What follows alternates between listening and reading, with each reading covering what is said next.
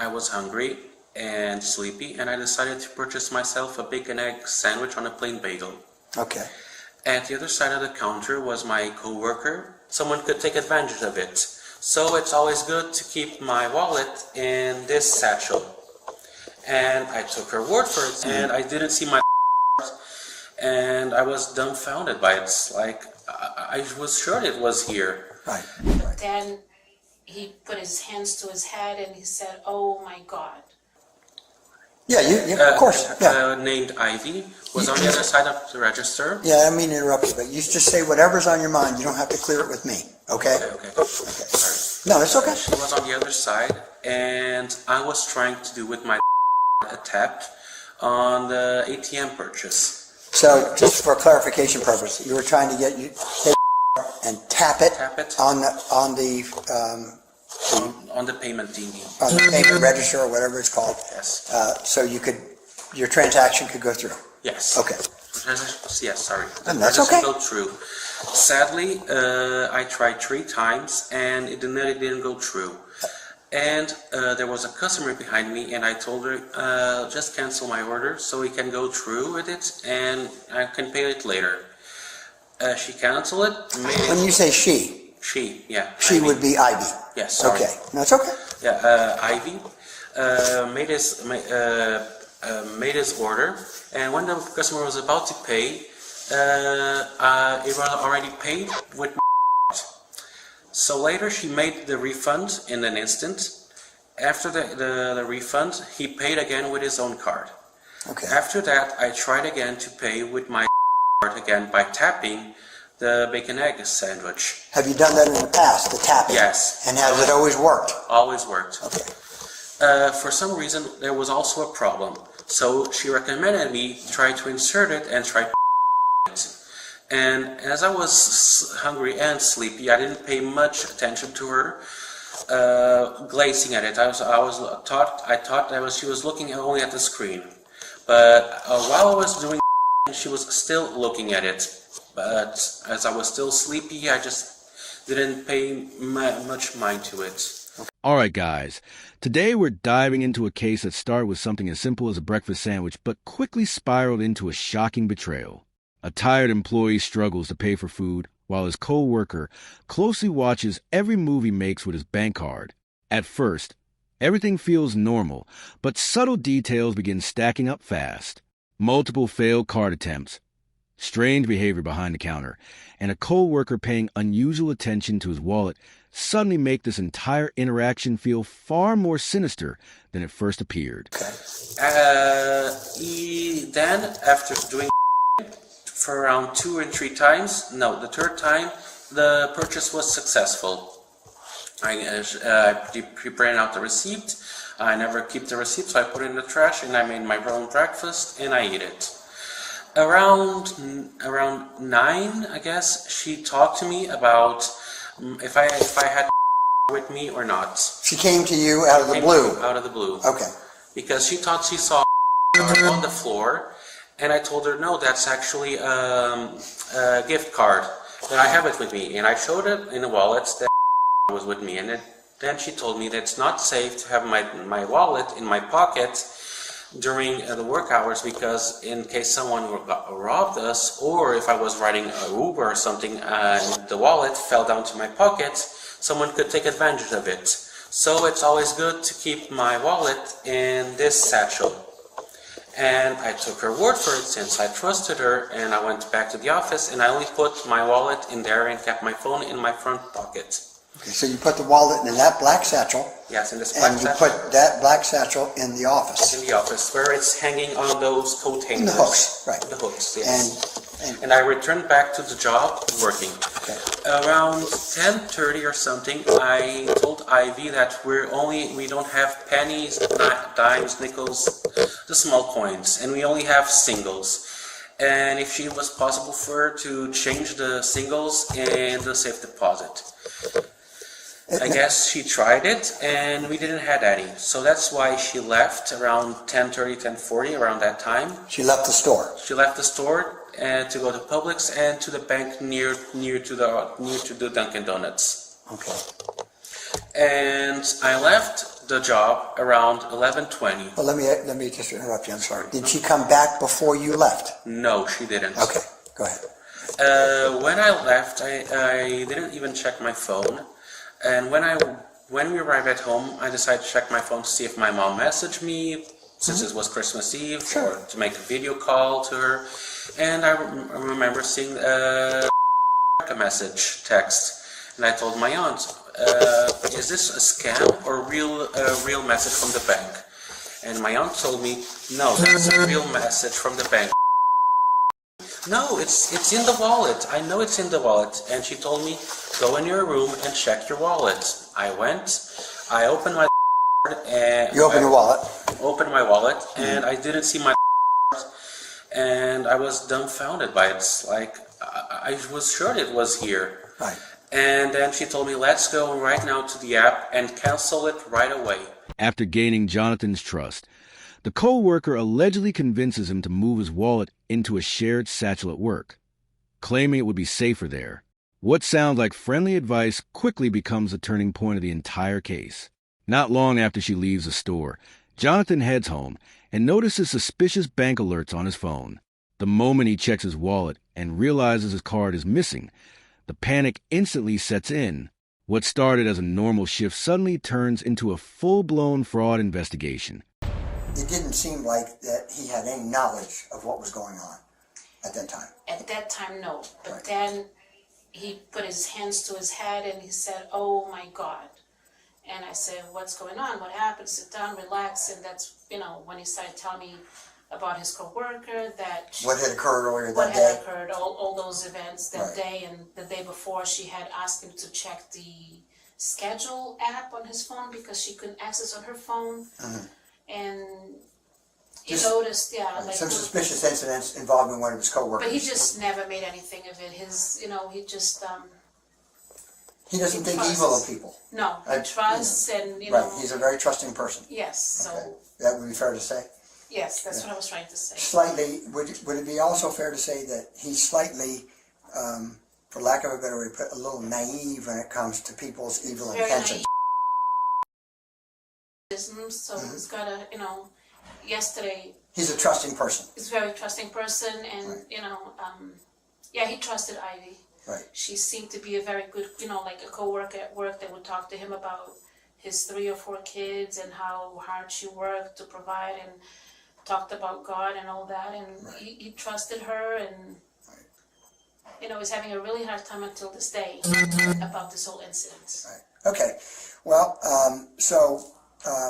just want to confirm that you have a distinct recollection I do. of the 24th of December, you going to Dunkin' Donuts, picking up Jonathan, Yes, I do. and have you ever seen this girl, Ivy, before?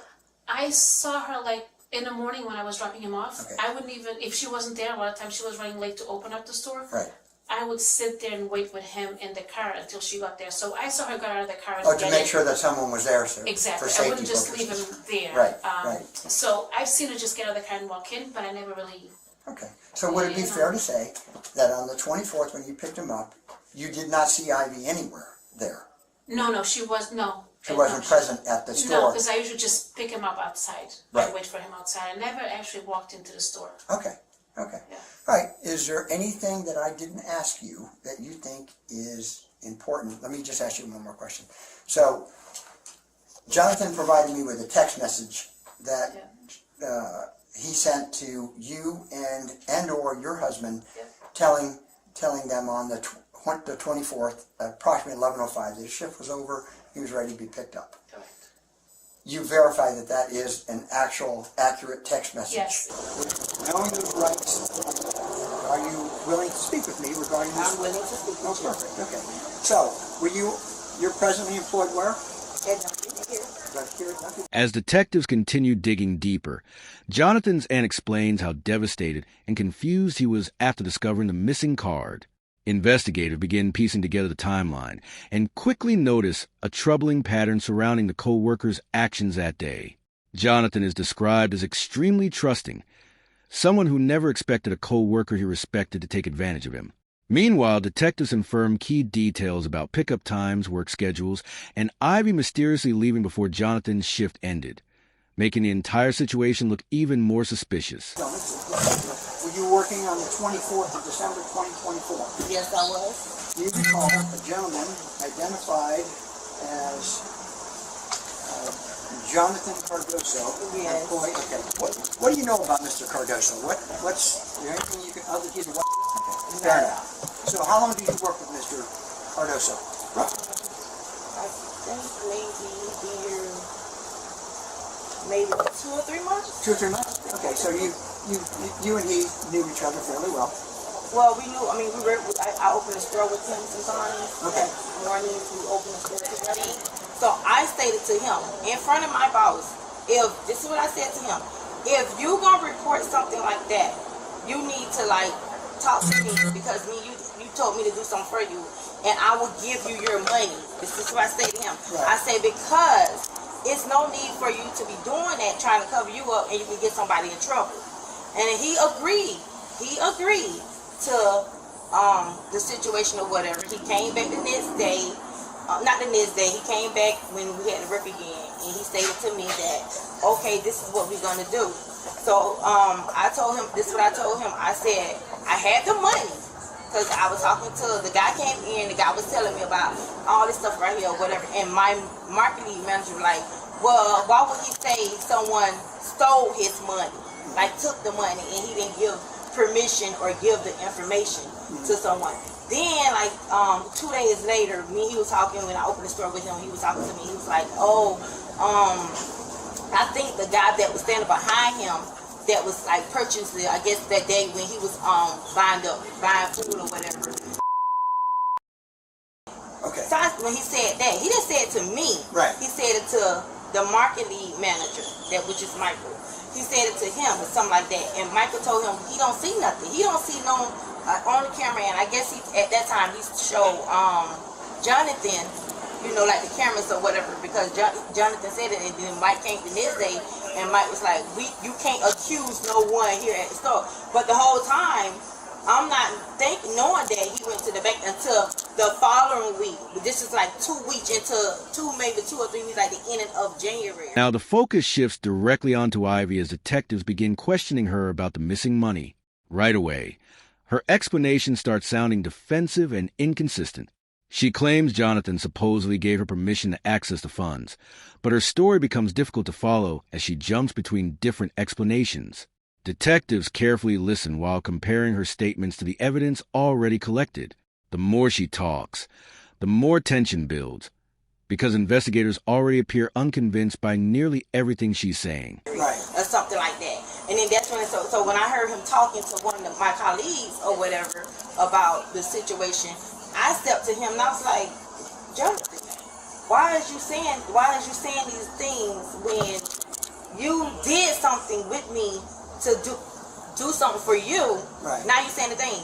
And one of my colleagues stated, which is the young girl in here, not the one with the black shirt. Well, both of them have black shirt, right. But the one with the young girl. Right. No, I know the one you're talking she about. was here as well. Right. And she stated, she was like, that's, and I told him this. So I told him, I say, in Broward County, in the state of Florida, once you accuse someone of doing something that they didn't do, that's like your word. It could be your word against their word, but if they have any type of proof of what happened, then you could get in trouble for that. This is what I stated to him. So he said he agreed to me that I don't know, I think he said it was like or something like that. And I told him, no, Jonathan, quit lying. This is what I stated to him. No, stop lying. Right. You don't use because somebody saying that I did something that I didn't do. No, you did. You did. Obviously, you took money out of his account. But you permission, sir. You have no proof of that. Can I go to my phone so you go see? I do. Well, you've had a half hour to go through it. Because I was sitting here trying to talk to you and then go to my phone. I don't want to try to lie. So I was sitting here trying to talk to you or whatever the situation is. Do you have anything else to say? Because, again, you're under arrest. You're going to jail. It's as simple as that. Yes. I'm going to jail for something that I didn't do. Do you have anything else to say? Because I'm about to turn the recorder on. Yes, can I show you? Yes, can I show you proof of what I have? Because you're not giving me time to show you proof of what I I had have. asked you to show me. Yeah, but you seem to let me talk to you. Show as me. a We're not going to person. go back and forth, so either... If you have it, Yes, I show have it to it. me right Yes. now. And Okay. just sit back down for me, please. Sit down. Relax. Thank you. This is Yeah, just...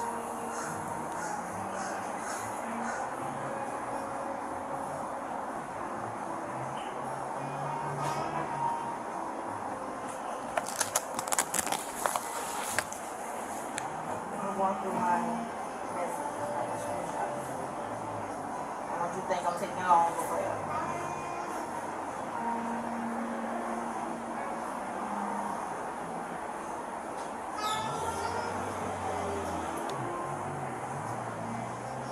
Things begin falling apart quickly once detectives start directly challenging Ivy's version of events. She repeatedly insists Jonathan is lying while also trying to justify why money was removed from his account in the first place. Investigators push harder, pointing out contradictions and demanding actual proof for her claims. Instead of clearing things up, her responses only create more suspicion. The pressure inside the room becomes intense as detectives make it crystal clear they believe she committed the theft and that an arrest is now becoming unavoidable. Here's the problem. Everything that he told us, we verified via video and via the other What investigation. video? Store video. Your store video. Uh-huh. They have you on video back there. I told you exactly what happened with your gloves and everything else. We have you down at the Bank of America at the 2 different times I with the heard mask, without the mask. I mean, You say 2 different times? Wait, yeah. maybe not. Your stories are a little. Stand up. You're under arrest. We're not, Okay. we're not Well, making can I arrest. get my... You can give your boyfriend whatever you want. Is he here? Yeah, he's here. Okay, this will conclude the interview. Today's date is 25th February 2025. The current time is approximately 11:20 hours. I gave you a chance to tell the truth 100 times, and you chose. I'm not lying, though. You are lying, and we have proof that you're lying. In your mind, you're not. Huh? No, I'm calling him. He's somewhere. Where is it? Yeah, he say he's here. Where's here? My car, My Where's car's in the here? back, so maybe he back there by my car. Okay. Can I go? Can we go back there? Not until we know who he is. No, I'm saying he might be back We there by don't the walk car. into situations where we don't know where people are doing it, because people sometimes, I'm not saying you or your friend are violent, sometimes people are violent, we don't want anybody getting hurt. What's his car? Huh? What's his car? It's a Nissan. Is it that basically the car that's registered to you? Yes. Okay, that's not it right there in the parking lot, that white car right there? Oh, he's here then. That car's been sitting here all day. No, I'm saying he's here, like he's here. Okay, where? Not answering the phone. No, he was just standing there. Call him, he can come over, he can take your stuff. I just wish you'd been honest with everything, I really do. We could have worked something out. I was being honest with you. I didn't take his money though. I disagree, respectfully. This is the moment the investigation completely turns against Ivy. Detectives reveal they verified Jonathan's story through surveillance footage, bank records, and video evidence from multiple locations. They even mention footage showing her at the bank during the fraudulent transactions.